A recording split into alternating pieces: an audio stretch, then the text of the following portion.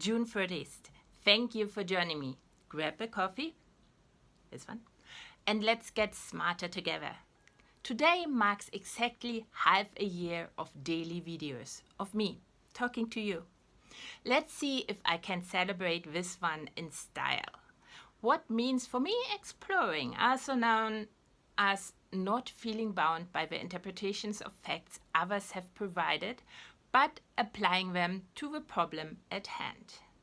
The problem at hand today is the theory that once societies scale up, they will need, as Rebutting Dunbar puts it, and this is Dunbar from the Dunbar number, chiefs to direct and a police force to ensure that social rules are adhered to.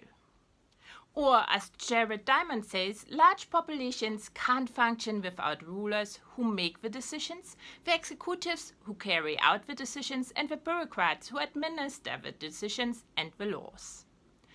The facts I will apply are ideas I've developed over the last half a year. Or I voiced them over the last half a year. I had them for much longer. So, 1. Violence and the threat thereof in terms of quantum physics add to the time and metabolic constraints of everyone exposed to them. And 2, coming together into a higher level pattern, the larger emergent agent will distort the option space for the lower levels, so all parts act with a much higher level goal in mind. Starting with 1, of course, the quantum universe is best understood as a heap of data, hidden in data, hidden in data, hidden in data, and so on. Together, the data describes everything that could possibly happen in the universe within the constraints of its innate laws. It's all there, happening all at once.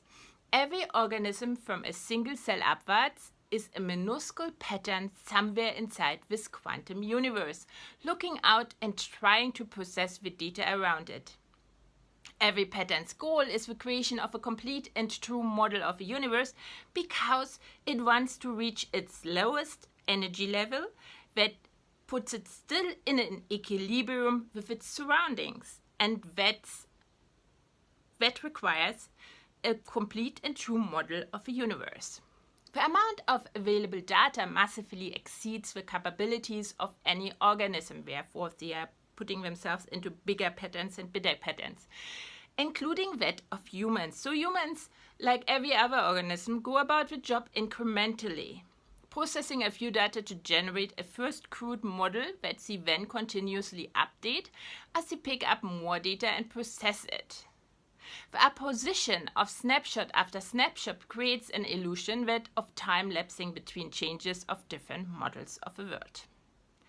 There's a maximum speed with which a single organism, including a single human, can process data.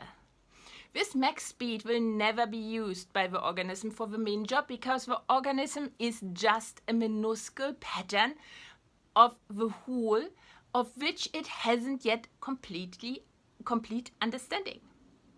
The organism, we, don't know yet all the levers we can pull, all the tools we really got in our toolbox, what mind-blowing things are actually possible once we get into higher patterns and higher patterns together. It means that we have all these needs for which quick and efficient ways exist in the physical universe to satisfy them. The moments they occur, but we don't know these ways yet. So we hustle to meet the needs in far less effective ways by reprocessing known data that has proven somewhat helpful. Every amount of reprocessed data means that we can't process that amount in new data. The main job gets delayed.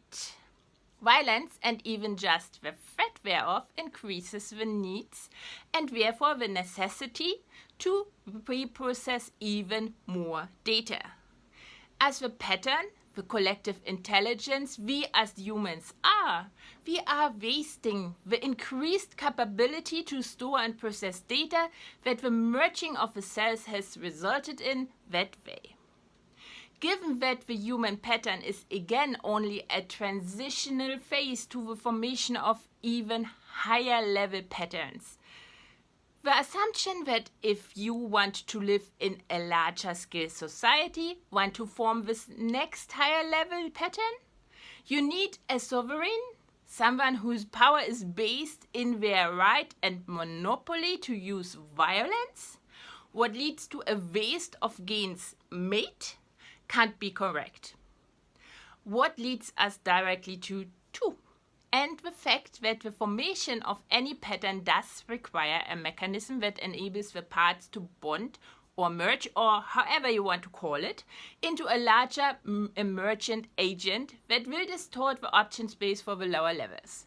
But once the bonding via the mechanism has happened, the distortion of the option space, the parts acting coherent with a higher level goal, is directed from the single part outwards, not from the bigger emergent agent inwards.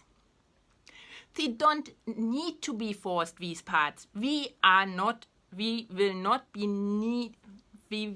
have the need to be forced once we have merged to strive for this higher level goal. We will just do it because we have merged. Also, bonding into the next higher level pattern will lead to an increased capacity in information processing and storing, not a decrease. Like with violence, if you think violence is the mechanism to merge. No. Hence, once force or the threat thereof is continuously required to keep the pattern together, it isn't the next higher level pattern we need to find. Changes within this structure that is defined by violence or the threat thereof, a monopoly on it, means you will use the violence if needed, will not make a difference. We are still seeking for the right mechanism. Explore. As an honest think. Make a habit out of thinking. Let's turn thinking into the norm again. Like, comment, share, and follow, lest you miss a single opportunity to improve yourself in society. Like with knowledge like this. Once you do, we'll meet again at the coffee pot.